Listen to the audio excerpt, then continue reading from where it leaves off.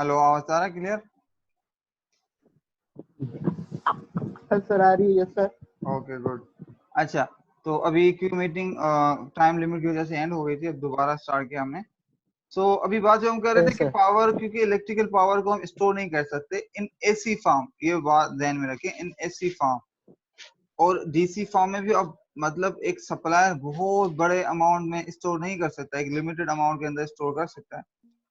तो इस वजह से ये कि आपका जो जनरेशन सिस्टम होता है वो उसको इस तरह बनाना होगा कि जितना भी लोड चाहिए हो, जो लोड कंज्यूमर को पावर चाहिए, उस हिसाब से वो अपने जनरेशन को एडजस्ट करता है।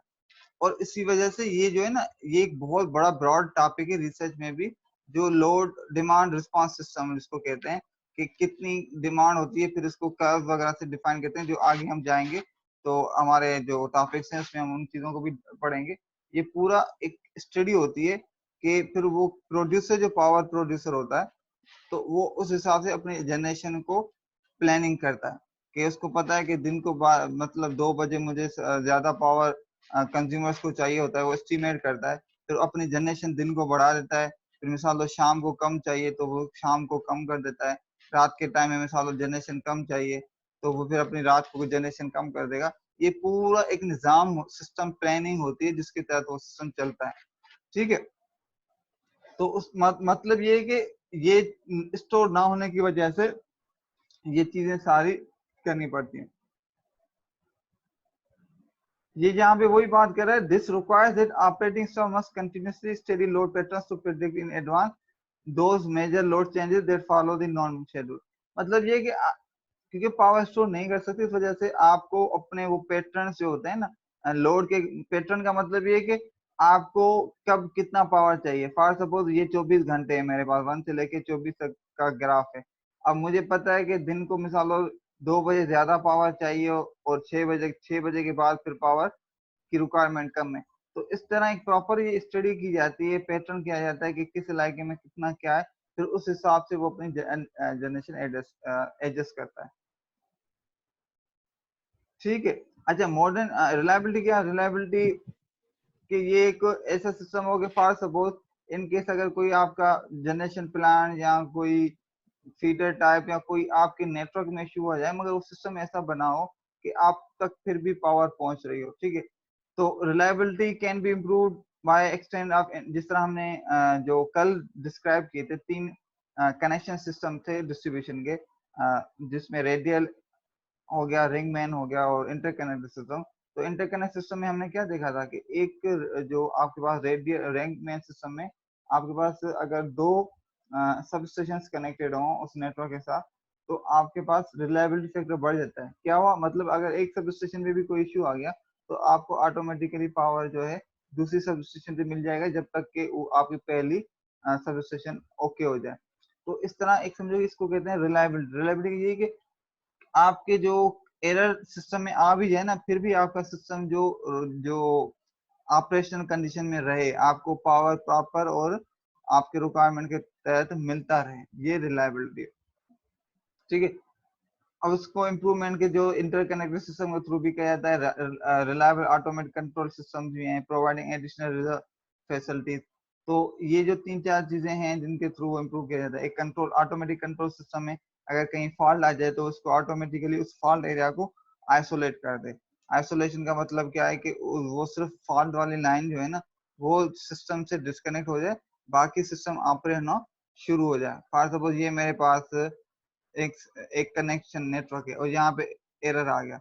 अब मुझे यहाँ तक भी जो घर, इस जगह पे घर था, उसको पावर कैसे आए, ये अगर फॉल्ट आ जाए तो ये एरिया डिस्कनेक्ट हो जाए। ठीक है, ये एरिया पूरा डिस्कनेक्ट हो जाए और आपको इस जगह से यूं पावर यहाँ तक पहुंच जाए। फिर जब ये सेट हो जाएगा तो फिर आपको यहाँ से पावर यूं शुरू हो जाए। तो ये जो कहते हैं, हम इसको कहेंगे रिलायबल। ये रिलायबल सिस्टम है कि अगर एरर आ भी जाए तब भी आपके पास जो है ना, आपके कंज्यूमर तक आपको पावर पहुंचा सकते हैं।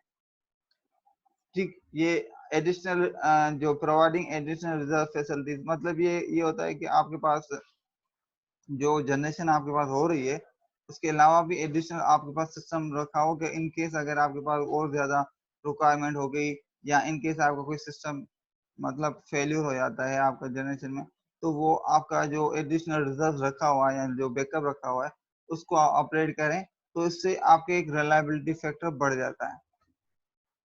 तो ये बात क्लियर हो गई या इसमें कोई कंफ्यूजन है किसी को?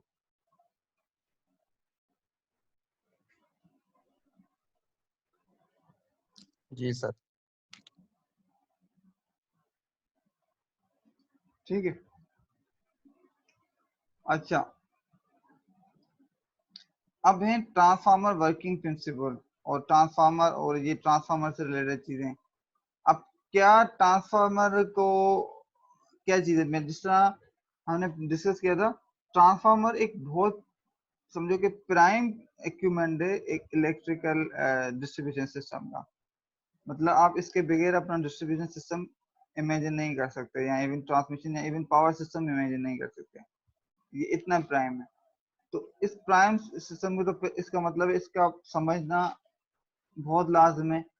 तो हम आते हैं कि ट्रांसफार्मर है क्या, या इसके वर्किंग प्रिंसिपल क्या है। ये जो उस दिन मैंने आपको पूछा था वो मैंने असाइनमेंट भी कल दी हुई थी, आई होप कि की हुई हो, जिसने की हुई है मुझे सेंड कर दे। मुबशर किए? जी सर। जी सर, मैंने वो मेल कर दी थी सर आपको कल। मेल की थी, मुझे अभी रिसीव नहीं हुई थी, मैं दोबारा चेक कर लेता हूँ। जी मैंने कल कर दी थी सर मेल रात में। ठीक है। अच्छा, ट्रांसफार्मर क्या है? It's consist of two inductive coil which are electrically separated but magnetically linked through a path of low reluctance। ये आपके सामने जो पाथ है इलेक्ट्रिकली जो है ना सेपरेट, मतलब ये है कि जो प्राइमरी में जो आपकी वायर है, और यहाँ पे जो वायर है वो डायरेक्टली इसके साथ कनेक्टेड नहीं है जो सेकेंडरी है, बल्कि मैग्नेट, इसकी जो मैग्नेटिक फील्ड है उसके थ्रू, मैग्नेटिक कनेक्शन के थ्रू इस सेकेंडरी कॉइल के साथ कनेक्टेड है। तो हम यूं कह सकते हैं कि फिजिकली ये आपस में आइसोलेटेड है, ये लाइंस प्राइमरी और सेकेंडरी, इसको मैग्नेटिकली कनेक्टेड है। ठीक। The two coils possess high mutual inductance, ये म्यूचुअल इंडक्टेंस इसमें ज्यादा होती है। In one coil is connected to source alternating in another fluxing is set up to the laminated core, most of which is linked with the outer coil in which it produces mutually induced EMF, Faraday's law। ठीक है, कल जो हमने पढ़ा था, जो चीजें मैंने आपको डिस्क्राइब किया, एक एम्पियर्स लॉ। एम्पियर्स लॉ क्या कहता है कि जिस करंट कॉइल में आपके पास करंट कैरिंग में होता है तो उसके अराउंड मैग्नेटिक फील्ड बनती है। अगर फॉर सपोज वो करंट कॉइल जो है और जो करंट कैरिंग वायर, अगर उसमें करंट एसी हो, चेंजिंग करंट हो, तो उसमें जो मैग्नेटिक फील्ड उसके अराउंड बनेगी वो भी चेंजिंग मैग्नेटिक फील्ड बनेगी। और फेराडे लॉ उसको इनवर्स कहता है कि वो कहता है कि अगर चेंजिंग मैग्नेटिक फील्ड में अगर कोई कंडक्टर रखा जाए तो उसमें एक इलेक्ट्रोमैग्नेटिक फोर्स यानी जिसको हम वोल्टेज इंड्यूस होता है, जिसको हम जो इंड्यूस वोल्टेज या इंड्यूस ईएमएफ बोलते हैं, ये यहाँ भी लिखा हुआ है। ठीक है, तो ये जो है जो सिस्टम है इसको हम कहते हैं कि ट्रांसफार्मर। अगर नाम को भी देखें तो ये एक्चुअली में करता क्या है, ये प्राइमरी से सेकेंडरी की तरफ पावर को ट्रांसफॉर्म कर रहा है। ठीक है, इसकी मजीद स्टडी करेंगे। अच्छा, इसमें कुछ चीजें जो इंपॉर्टेंट ध्यान में रखने की है कि फ्रीक्वेंसी और पावर रिमेन्स अनचेंज। ये मुझे कौन डिस्क्राइब करेगा, इसका मतलब क्या हुआ?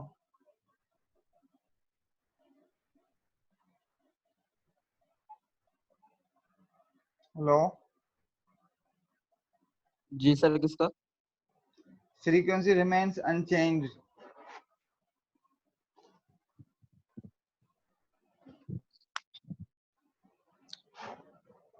सर इसका होगा फ्रीक्वेंसी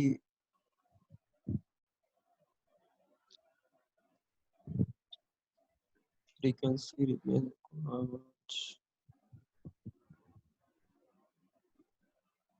ठीक है, अब इसको समझ लेंगे। फ्रीक्वेंसी रिमेन्स अनचेंज का मतलब ये कि जो फ्रीक्वेंसी आपके प्राइमरी वोल्टेज की थी या प्राइमरी साइड पे जो थी वही सेम आपकी सेकेंडरी साइड पे वही फ्रीक्वेंसी होगी, फ्रीक्वेंसी चेंज नहीं होगी।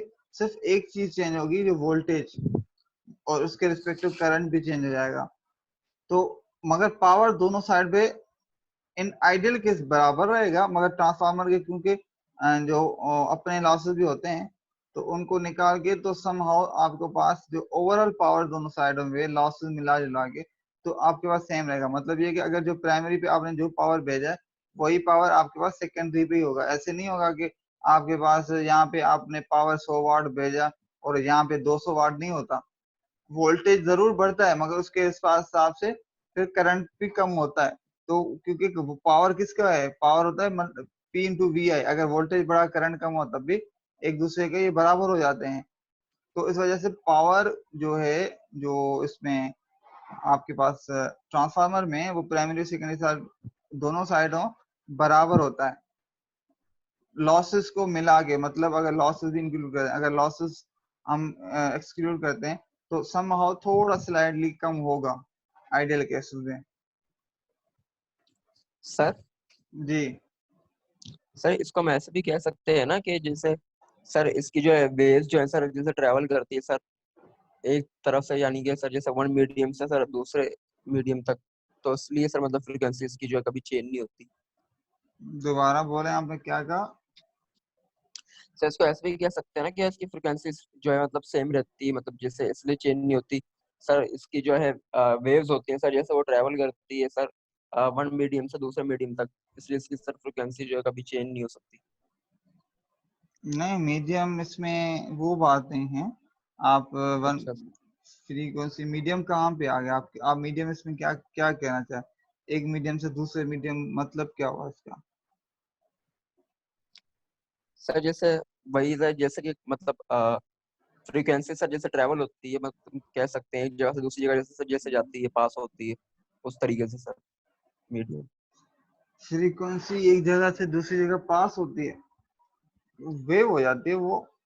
जी जी सर, जी जी वेव सर। ये बात अलग हो रही है, आप पता नहीं किस चीज को किस में कनेक्ट कर रहे हैं। नहीं मतलब सर मैं वैसे ही मतलब पूछ रहा था आपसे, मुझे कंफर्म नहीं है, पूछ रहा था कैसे होता है या सर या नहीं। हम इसमें फ्रीक्वेंसी क्या है, एक जब एसी वोल्टेज होता है या एसी वेव होती है या करंट जो भी चेंजिंग करंट होता है वो किसी न किसी फ्रीक्वेंसी से चेंज होगा ना। फ्रीक्वेंसी का मतलब ये यूं हो गया कि आप मिसाल तौर जो गाड़ी हैदराबाद से कराची के दरमियान दिन में एक दफा लेके आ रहे हैं तो हम कहेंगे ये वन फ्रीक्वेंसी। अगर एक दिन में 3 दफा आप हैदराबाद टू कराची कहेंगे तो 3 फ्रीक्वेंसी। तो फ्रीक्वेंसी का मतलब ये जो चेंजिंग साइकिल है पर सेकंड, यहाँ पर जो बात होती है पर सेकंड, ये बिल्कुल ही अलग जो वो क्या कहते हैं कि बेसिक्स हैं। इसमें साइनोसाइडस वगैरह पढ़ ले, सारी चीजें पढ़कर आए होंगे यकीनन। फेजर्स वगैरह पढ़कर आए हैं तभी तो आगे, क्योंकि इसका तो प्री रेक होता है सब्जेक्ट का, तो उसमें ये सारी चीजें क्लियर जी होनी सर। चाहिए। ठीक है। जी तो सर। फ्रीक्वेंसी बहुत बेसिक पैरामीटर है। एक जब भी चेंजिंग करंट या चेंजिंग जो आपके पास वेव फॉर्म होगी तो उसमें फ्रीक्वेंसी होगी।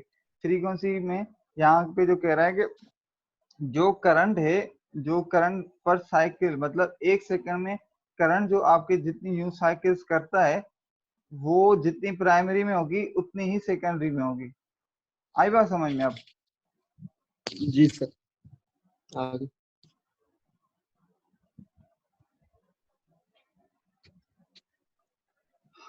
अच्छा अच्छा, ये जो अभी ट्रांसफार्मर्स की होगी इसको मैं और भी डिटेल में ना आपको सिमुलेशन वीडियोस को दिखा के उससे आपको और भी समझाने की कोशिश करूंगा, इंशाल्लाह तो क्लियर होगी।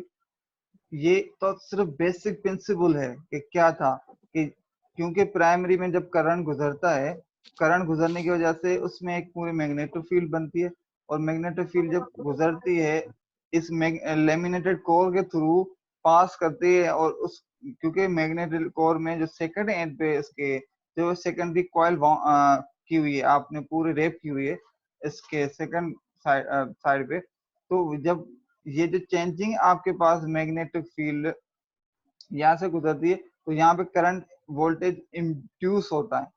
और ये एक सिर्फ बेसिक फिनोमिना बताया है ट्रांसफार्मर का।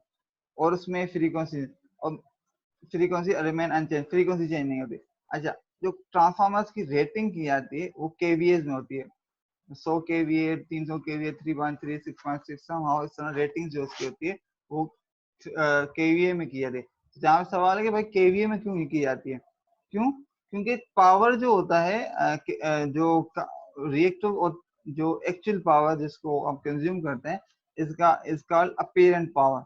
अपीरेंट पावर मतलब जो आपके पास ये एक फेमस है, एक रियल पावर, दूसरा प्लस रिएक्टिव पावर, ये दोनों कंबाइन होके बनते हैं आपके पास अपेरेंट पावर। अपेरेंट पावर को कैपिटल एस से शो किया जाता है, ठीक है। और जो हम नॉर्मली कहते हैं ना, जो लोड डिफाइन हम कर रहे होते हैं, मिसाल दो ये जो आयरन है मिसाल दो 100 वाट की, तो वो अपेरेंट पावर कंज्यूम कर रही होती है। जो रिएक्टिव पावर होता है ये कंज्यूमेबल नहीं होता। ये जो आपके पास जिस तरह कैपेसिटर्स या इंडक्टर्स हैं, इनके दरमियान टू एंड फ्रो पावर हो रहा होता है, ठीक है। ये कंज्यूम नहीं होता, मगर ये सिस्टम में पावर घूम रहा होता है। इसकी पूरी स्टडीज इंशाल्लाह हम देखेंगे। तो अभी के लिए सिर्फ ये समझ लेंगे, जो रियल पावर जो कि एक्चुअली में कंज्यूमेबल पावर होता है, और दूसरा रिएक्टिव पावर, मिला के जो बनता है वो बनता है आपका अपेरेंट पावर। अपेरेंट पावर का जो यूनिट है वो है वीए, उसको हम शो करते हैं वीए से। तो इस वजह से, क्योंकि जो आपके पास ट्रांसफार्मर है ना, उसमें तो फिर दोनों पावर्स होते हैं, तो मतलब उससे गुजरता है, क्योंकि ये तो एक पाथवे होता है ना, एक जंक्शन की तरह होता है, कि यहाँ से पावर एक जगह से आता है दूसरी जगह जाता है। ये खुद तो कंज्यूम नहीं करता। अगर आपके पास लोड इंडक्टिव लगा हुआ है तो आपका रिएक्टिव पावर भी टू एंड फ्रो हो रहा होगा। तो इसका मतलब है आपका जो ट्रांसफार्मर जो है, उसके पास इतनी कैपेबिलिटी हो कि जितना सिस्टम को आपको रियल पावर चाहिए और जितना उसके सिस्टम में रिएक्टिव पावर है, दोनों को वो कंपनसेट या कैरी कर सके एट ए गिवन टाइम, मतलब, ठीक है।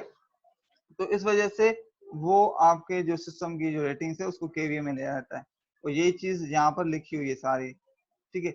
अच्छा, क्योंकि copper losses of transformer depends on current and iron losses, ठीक है।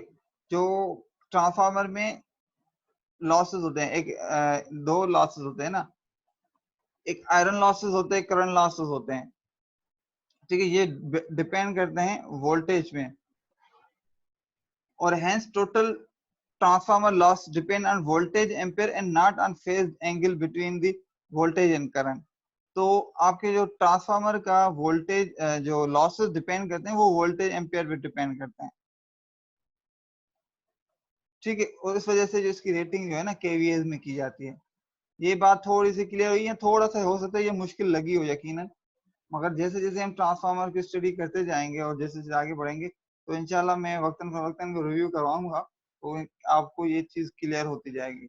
अभी तक के लिए कुछ आइडिया हुआ या नहीं? जी सर। क्या आइडिया हुआ, थोड़ा समझाएं। सर इसका अभी तक सर ये मतलब बस आया समझ के सर, जैसे अ, आपने बताया कि सर जैसे रेटिंग केवीए के बारे में सर, अपेरेंट पावर सर जैसे आपने बताया कि उसका जो है sir unit sir volt ampere होता है, और उसमें सर जो है रिएक्टिव पावर जो है सर कंज्यूम नहीं होती।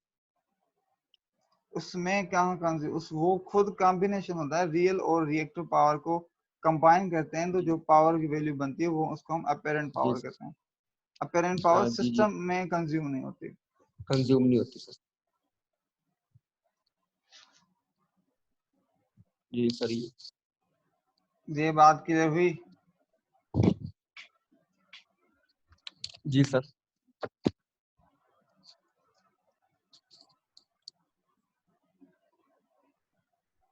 ठीक है, अगर समझ में आ गई तो गुड, अगर नहीं है तो उसको हम दोबारा जी भी डिस्क्राइब करेंगे।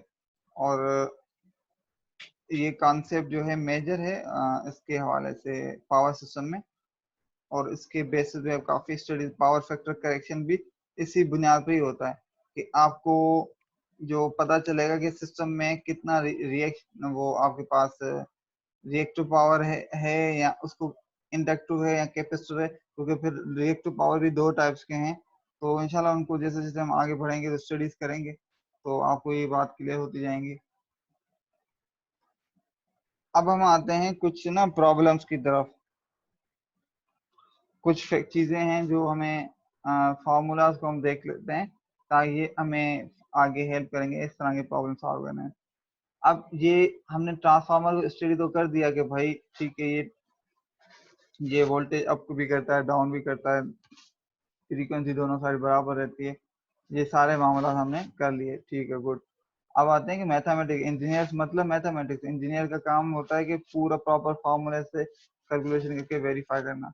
तो हम पहले आते हैं उसमें। अब उसने क्या किया, जैसे कि अगर सपोज नंबर ऑफ टर्न्स जो है प्राइमरी में साइड पे, उसको हमने n1 का नाम दिया है, और n2 को कहा है ये है number of turns in secondary coil. Number of turns का मतलब ये जो आप देख रहे हैं ना, एक वायर है उसको घुमाया हुआ है ना, तो जितनी दफा घुमाया हुआ है इसको हम कहेंगे नंबर ऑफ टर्न्स। एक कंप्लीट टर्न को 1 साइकिल, और जितने टर्न लिए हुए हैं, ये जो टर्न है ये हमारा जो टर्न्स जितने भी ज्यादा होंगे उस हिसाब से वोल्टेज आपका जनरेट होता है सेकेंडरी साइड पे। अच्छा,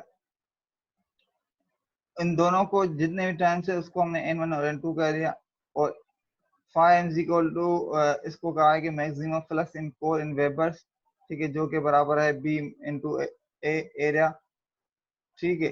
frequency of AC in inputs, F is for frequency. RMS value का पता ही होगा, हमेशा 70% ऑफ पीक वैल्यू का जो होता है उसको हम आरएमएस वैल्यू कहते हैं, ठीक है। और एवरेज वैल्यू जो एक कंप्लीट वो होता है, वो होता है 0.63 63% of maximum voltage. Maximum voltage क्या होता है, ये जो साइन वेव है ना, इसका जो ये है इसको हम कहेंगे पीक वोल्टेज।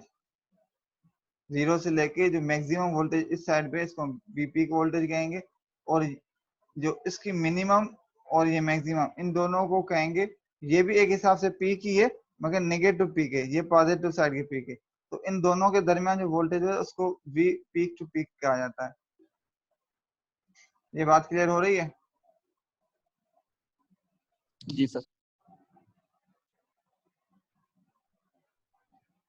ठीक है, तो ये हो गया हमारा। अच्छा, इसके हिसाब से जो हमारे पास फॉर्मूलाज हैं वो ये है एक्चुअली। इंड्यूस वोल्टेज जो होता है E1 is equal to E1 is equal to 4.4 of f N phi is equal to, इसको हम जब वैल्यूज पुट करेंगे तो हमें ये एक्चुअल में इक्वेशन मिलेगी। यहाँ पे E जो है वो वोल्टेज को शो कर रहा है, जो हम कह रहे हैं ना वो V1 V2, इस वोल्टेज को E शो कर रहा है, ठीक है। ये देखें यहाँ पे बराबर करके उसने यहाँ पर ये फार्मूला बना दिया, और ये जो फार्मूला, इस फार्मूले से तो ये फार्मूला निकाला है। तो ये जो फार्मूला है, ये फार्मूला हमारा पूरा प्रॉब्लम जो है इसके ट्रांसफार्मर के, इसमें बहुत हेल्पफुल होता है। ये प्राइम फार्मूला है इसको सॉल्व करने के लिए, ठीक है। यहाँ पे एक चीज है फॉर्म फैक्टर। अब ये जो फैक्टर्स है ना, ये पूरे मैं इंशाल्लाह बाद में इनको डिस्क्राइब करूंगा।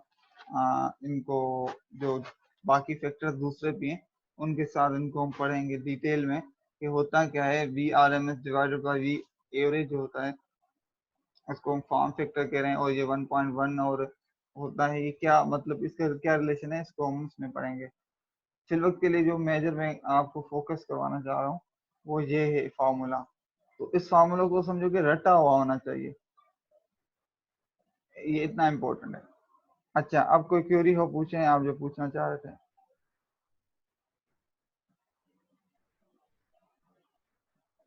No sir.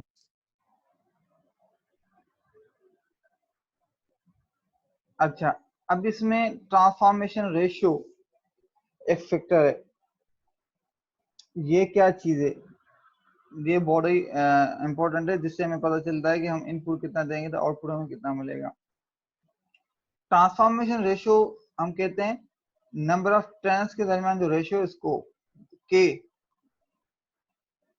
ठीक है, या जो इन आउटपुट अपॉन इनपुट के दरमियान जो रेशियो है उसको हम ट्रांसफॉर्मेशन रेशियो कह रहे हैं।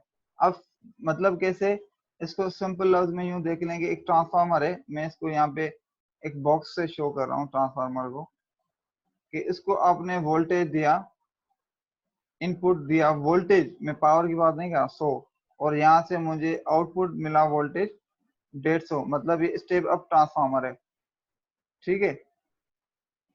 तो इसको हम कहेंगे 150 आउटपुट आया डिवाइडेड बाय 100। ये नजर आ रहा है ना? जी सर आ रहा है। 150 500 किसके बराबर होगा? 1.5 के। तो ये 1.5 हो गया इसका ट्रांसफॉर्मेशन रेशियो। अगर इसको दूसरे लफ्जों में मैं आपको यूं कहूं कि भाई एक ट्रांसफार्मर है जिसका रेशियो है 2, इसको अगर मैं इनपुट 100 वोल्टेज दूं तो आउटपुट कितने वोल्टेज मिलेंगे?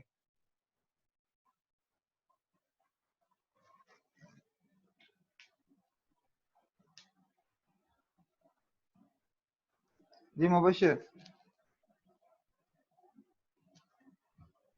सर इसको हम, आपने क्या बताया सर, 100 वोल्टेज हम इसको देंगे मैं 100 रेशो। वोल्ट 100 वोल्टेज समझो कि एक ट्रांसफार्मर को इनपुट दे रहा हूँ, और जो ट्रांसफार्मर रेशियो की मैंने अभी डेफिनेशन डिस्क्राइब की, इसके हिसाब से मैं आपको ये भी ट्रांसफॉर्मेशन रेशियो की वैल्यू दे रहा हूँ 2, तो आउटपुट कितना आएगा?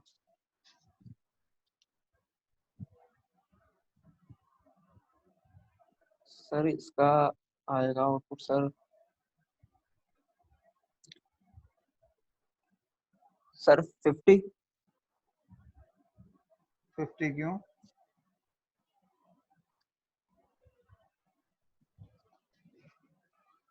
सर शायद, शायद सर 50 आएगा शायद। ठीक, देख लें आप कि ये 50 नहीं आएगा। ऑब्वियस सी बात है, रेशियो क्या होता है? Output upon input. अगर आउटपुट अपॉन इनपुट, अगर जी इनपुट सर। बहुत बड़ी वैल्यू होगी तो हमेशा ये जो डिनोमिनेटर में अगर वैल्यू बड़ी होती है तो हमेशा आउटपुट जो होगा यहाँ पर वो लेस देन 1 होगा, ऐसे ही होगा ना?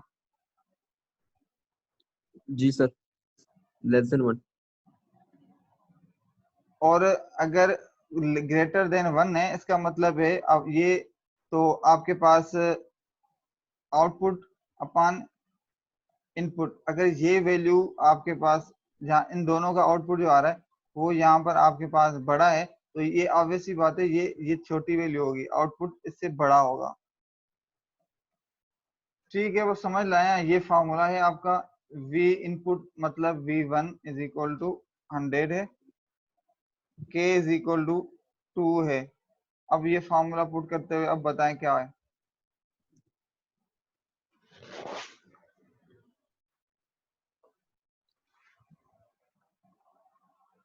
उजैर, आपसे भी यही क्वेश्चंस हैं? आप बिल्कुल साइलेंट हैं।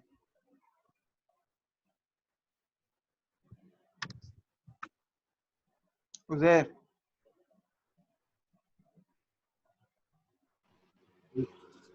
है सर।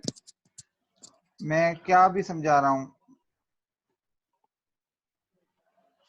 दरअसल बात ये है कि सिग्नल की आवाज आपकी आ रही है बहुत कम।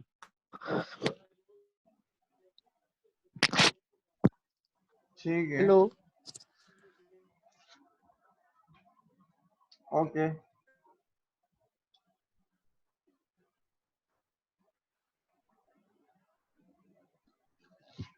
ठीक है।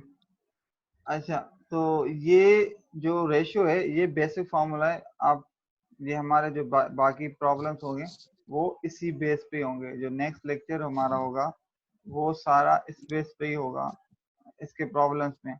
वो कौन सा है आपके सामने नजर आ रही है लेक्चर?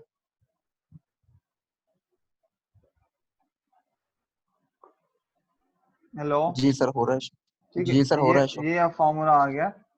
अब ये आपके सामने लिखा हुआ एक प्रॉब्लम पहला हम करते हैं कि एक single phase transformer has 400 primary voltage and 1000 secondary, sorry, यहाँ पर जो है ना इसने प्राइमरी के नंबर ऑफ टर्न्स बताएं और सेकेंडरी के नंबर ऑफ टर्न्स बताएं। If the primary winding be connected to 50 hertz supply at 520 volt, calculate the induced voltage in the secondary winding. पहले ये बताओ, सवाल समझ में आया क्या है?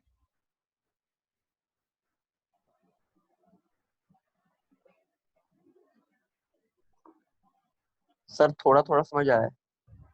ओके, अब समझाएं क्या समझ में आया है मुझे।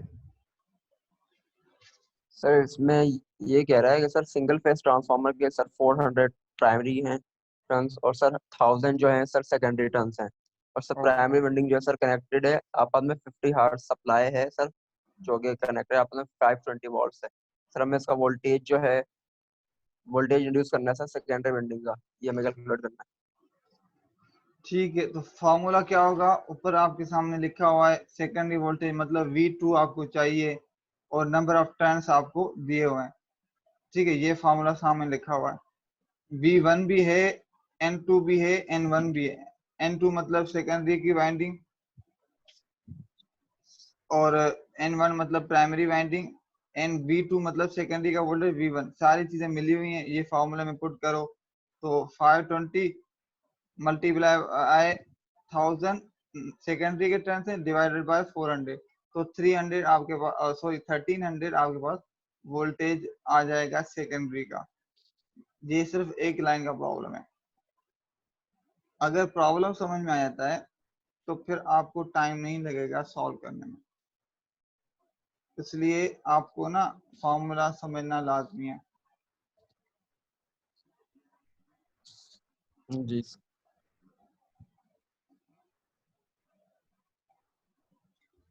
ठीक है, तो सेकंड प्रॉब्लम है, the core of three phase 50 hertz 11,000 upon 550 V delta star 300 kVA core type transformer operates with a flux of 0.05. Find the EMF per turn, number of HV and V turns per phase.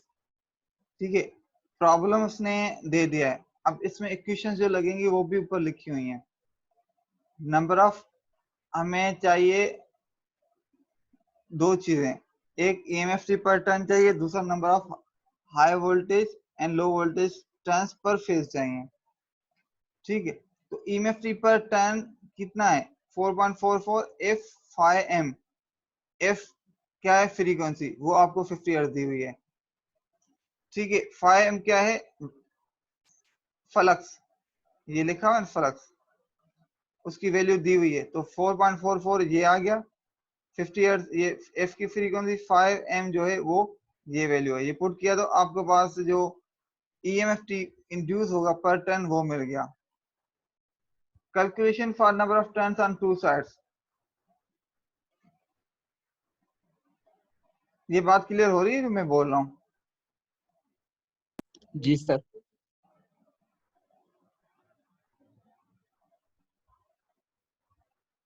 Okay good. अच्छा, voltage per phase on delta connected primary winding. जो primary winding है उस side पे जो voltage है वो है आपके पास 11,000 माना 11 kV टोटल वोल्टेज है यहाँ पर। जो सेकेंडरी साइड है उस साइड पे 500 है आपके पास वोल्टेज डेल्टा स्टार कनेक्टेड। यहाँ पे ध्यान में रखें डेल्टा स्टार कनेक्टेड, और चीजें इसने पूछी हैं पर फेज। इसका मतलब है पहले तो हमें ये जो वोल्टेज मिला है जो कि स्टार में, इसमें से मुझे पर फेज वोल्टेज निकालना है। और पर फेज थ्री फेज में कैसे निकालते हैं, डिवाइडेड बाय √3 करते हैं। इस वोल्टेज को डिवाइडेड बाय √3 किया तो हमें ये वोल्टेज मिला। ये हो गया वोल्टेज पर फेज हो गया। ये नजर आ रहा है, मैं जो हाईलाइट करूंगा नजर आ रहा है? जी सर, आ रहा है, शो हो रहा है। ठीक है, पहले तो क्योंकि ये इसने नंबर ऑफ टर्न्स पूछे पर फेज, तो पहले हमें पर फेज वोल्टेज आउटपुट का निकालना है। ये तो ओवरऑल आउटपुट आ गया ना उसका, फेज टू फेज पर फेज निकाल। ठीक है, फिर नंबर ऑफ टर्न्स का हमें फार्मूला पता है।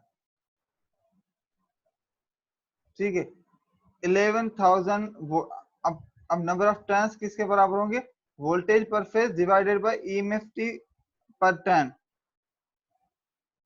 EMF पर टर्न कितना निकाला 11.1, और 11.1। वोल्टेज पर फेज पर जो कितना था 11,000, तो इसको इससे करेंगे तो नंबर ऑफ टर्न्स हमें मिले 991। 991 सर। ठीक है, सेकेंडरी में भी वही काम कि सेकेंडरी का ये जो यहाँ पे फॉर्मूला लिखा हुआ है आपके पास सारे इन टर्म्स ऑफ वोल्टेज सारी चीजें लिखी हुई हैं कि जो N2 है वो किसके बराबर होगा, number of turns on secondary side is equal to voltage per phase divided by EMF per EMF turn. Pattern. और EMF पर टर्न कितना है, ये अभी हमने निकाला था पहला, तो उसको पर वोल्टेज पर फेज कितना जी निकला सर। था, ये इसे डिवाइड किया 11.1 से तो 28.6।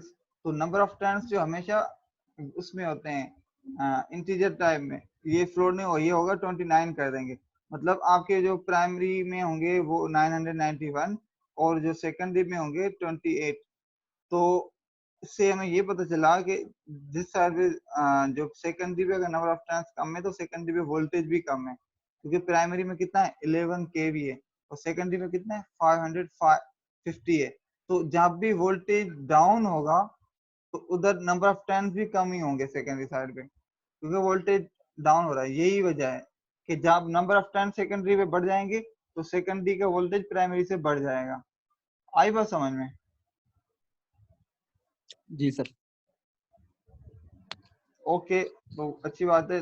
अगर ये बात समझ में आ गई है तो क्वेश्चन नंबर 3 जो है ये अपने पास अभी इसकी स्क्रीनशॉट ले लें, यहाँ समझोगे इसका। आप जो है ना क्वेश्चन नंबर 3 का आप सॉल्यूशन करके आएंगे, मगर सिर्फ एक चेंजेस करेंगे। क्या? ये जो 250 टर्न्स है ना, इसको 300 टर्न्स करेंगे आप। आई बात समझ में? ठीक है सर। जी सर। ये करके ये मुझे प्रॉब्लम करके आज रात भेजेंगे मुझे। ठीक है सर। क्लियर है? जी सर। तो ये मुझे करके आज रात भेजें ताकि मैं देखूंगा आपको कितना क्लियर हो गया। बाकी सेम प्रॉब्लम है, सिर्फ ये नंबर ऑफ टर्न्स जो है ना ये 300 कर देना। सर ये दूसरे स्टूडेंट्स को भी बता दूं मैं, हाँ या सर सबको, कुछ है नहीं अभी ऑनलाइन? हाँ उनको बता दीजिएगा। अब्दुल रहमान ही है बस, बाकी कौन है? आप तीन ही है ना? जी। जी और सर, एक और है सर, वो भी अभी अटेंड नहीं कर रहा। मोहम्मद हाँ जुबैर भी है साथ। उसको बता दें, उनकी अटेंडेंस वगैरह चीजों में काउंट होगी, जो एब्सेंट है वो एब्सेंट काउंट होगा। जी सर। सर वो मैंने मेल कर दी थी सर आपको ना, कल कल रात में ही कर दी थी मेल मैंने आप। ठीक है, वो दोबारा मेल सेंड कर दे, शायद मेरे पास अभी वो ना पहुंचा नहीं है, या मैं चेक कर लेता हूँ अच्छा। उसको दोबारा।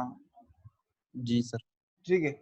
अच्छा, इसके बाद कल जो हमारा टॉपिक होगा बड़ा इंटरेस्टिंग है, काफी इसकी वीडियोस वगैरह सिमुलेशन मैंने इसको निकाली है, सारा एफर्ट किए। मैं कोशिश कर रहा था आज करें मगर नहीं हो सका। सो कल इस पे इंशाल्लाह कल दोबारा अगेन 3 से 5 हमारी क्लास होगी। तो हम इस डिस्ट्रीब्यूशन ट्रांसफार्मर की कंस्ट्रक्शन, इसकी इंटरनल सारी चीजें इसको डिस्कस करेंगे, फिर हम नेक्स्ट टॉपिक पे जाएंगे। अभी तक किसी को कोई क्वेरी हो, कोई प्रॉब्लम हो तो मुझसे पूछ ले।